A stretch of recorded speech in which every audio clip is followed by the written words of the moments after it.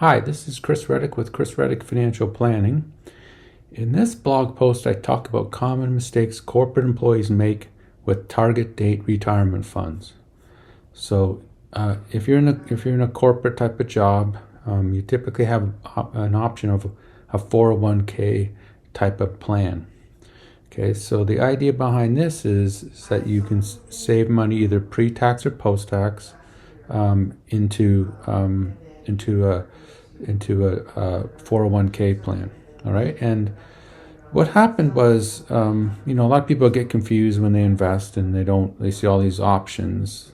So target date funds came around. So what they essentially do is you pick a date when you expect to retire, and the investments become more conservative as you approach retirement. The idea is that you need the money, and more aggressive when you're further away from retirement. So if you're like in your 30s, you might get a target 2060 or something like that, and then you would have like 90% stocks, 10% bonds. So the idea is it's one fund which has all these underlying funds in it, so it's diversified and so forth.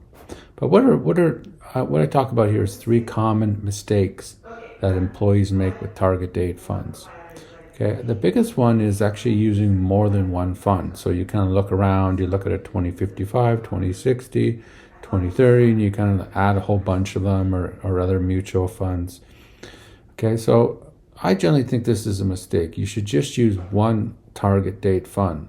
So this fund is fully diversified and matches when you're going to retire. It's not a perfect option, but cluttering it up with a whole bunch of different funds, target funds, really doesn't make a lot of sense. Your results maybe end up being worse.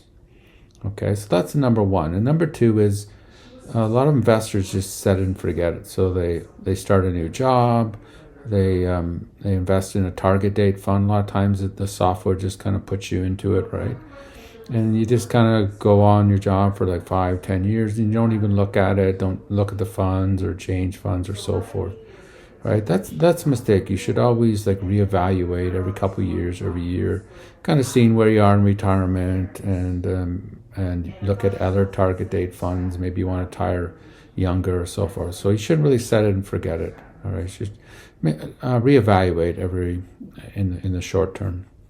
And then the third mistake is not selecting a target date fund. So just kind of looking around and just saying, well, this fund looks really good. It's the S&P 500. It's got better returns than the target date fund. So maybe I should pick that mutual fund, or I should pick a technology fund or something like that.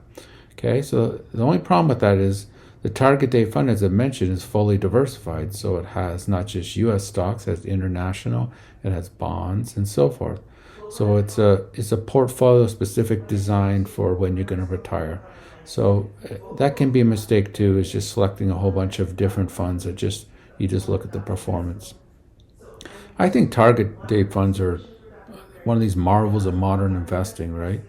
It really is great for a do-it-yourself investor that can't get doesn't want to get too in the weeds with the investments. They want a target fund to kind of be fully diversified. So I think it's a great option. All right, so I went through the three common mistakes with corporate employees with target date funds. Reach out to me on the contact page below if I can be of service.